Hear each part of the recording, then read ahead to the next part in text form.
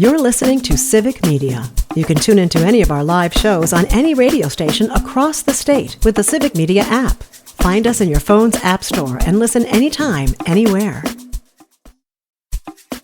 This is your WGBW Daily News Roundup for the Talk of Green Bay, 97.9 FM and 1590 AM. For 97.9 WGBW News, I'm Lisa Hale. An air quality alert is in effect again for most of northeast Wisconsin due to smoke from Canadian wildfires making its way south. The State Department of Natural Resources said the air quality will be unhealthy for sensitive groups in most counties through today and may be extended. Yesterday, Outagamie County's air quality hit the red or unhealthy mark. The DNR recommends shorter and less intense outdoor activities today. A 63-year-old man died in an accident in Seymour last night. Outagamie County Sheriff's officials say the accident happened at around 7:30 when the vehicle driven by the man hit the gravel shoulder of County Road G, appeared to overcorrect back onto the roadway, and rolled over into a ditch. Sheriff's officials are continuing their investigation. It's not known if alcohol was a factor in the accident.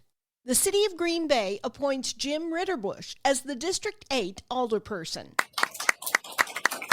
Thank you for all your support, and I really look forward to working with this council and making it one of the best councils ever, as far as I can say. So thank you. Ritterbush fills the seat vacated by Chris Weary, who resigned after 2 decades of service to the city due to family health matters.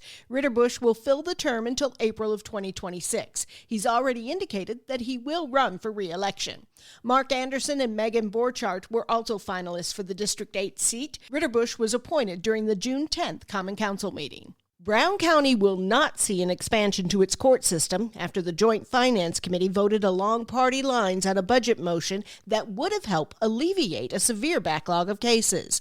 The motion to add judges, prosecutors, public defenders, and other staff to the Brown County Circuit Court had bipartisan support, but was rejected Tuesday by the Republican-led Joint Finance Committee.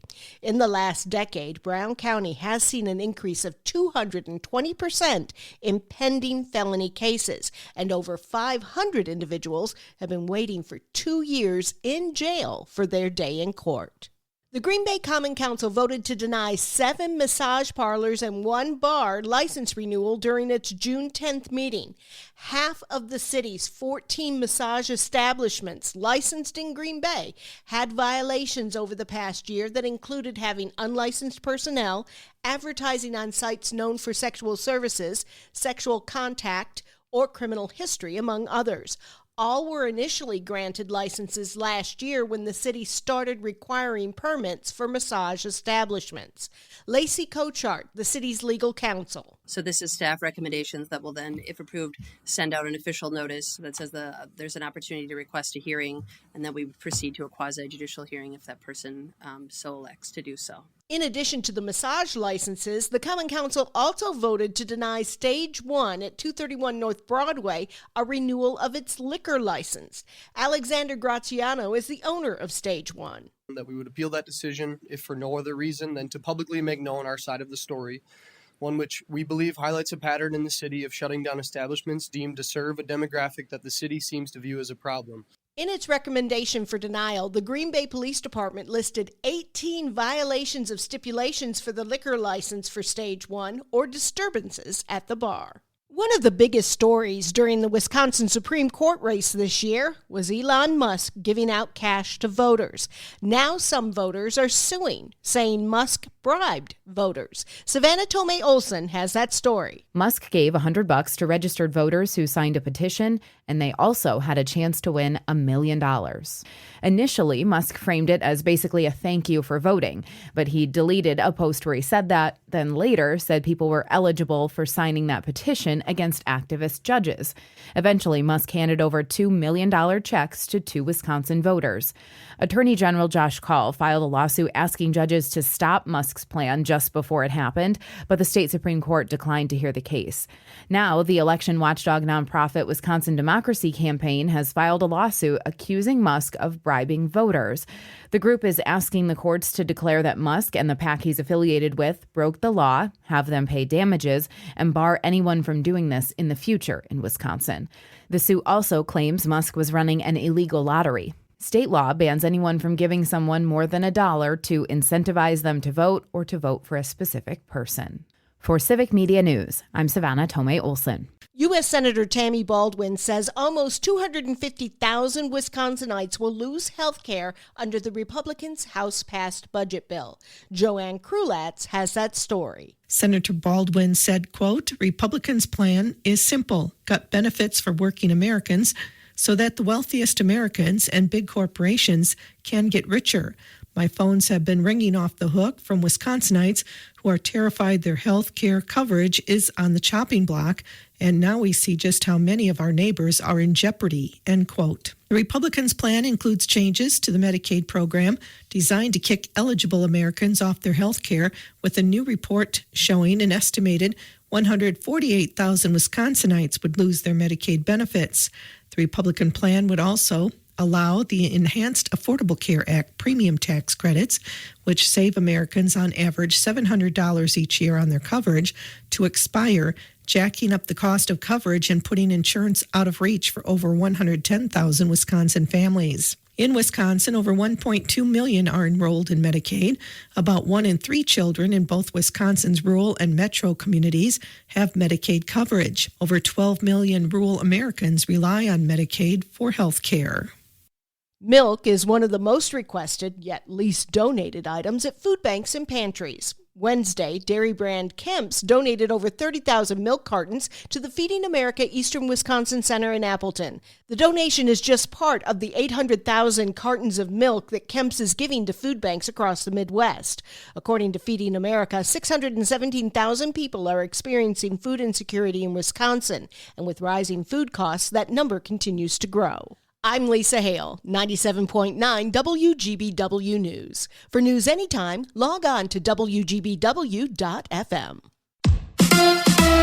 It's the Brewers and the Cardinals. Hi, I'm Mike Clemens with sports. The Brewers open a 4-game series at home against the Cardinals tonight. The Crew losing to the Braves yesterday, 6-2. Rookie pitcher Chad Patrick gave up 5 runs in 5 innings. Manager Pat Murphy. He's been so great for us. He's a rookie. He's never faced, being in that spot. So maybe that's going to be a good learning experience for him. We still have full confidence. He still got through 5. NFL Packers minicamp wrapping up. Yesterday, Jordan Love hit former Chiefs and Jets wide receiver Mecole Hardman on a 70-yard touchdown pass. NBA Finals, the Pacers beat the Thunder 116-107 to take a 2-1 lead. Tyrese Halliburton says Brad Weber, his coach from Oshkosh North High, was at the game. It's important for me at a time like this to talk to people whose opinions I respect. Coach Weber is one of those, being my high school coach. Coach Prom is in the back there, my college coach. I've had many conversations with those guys.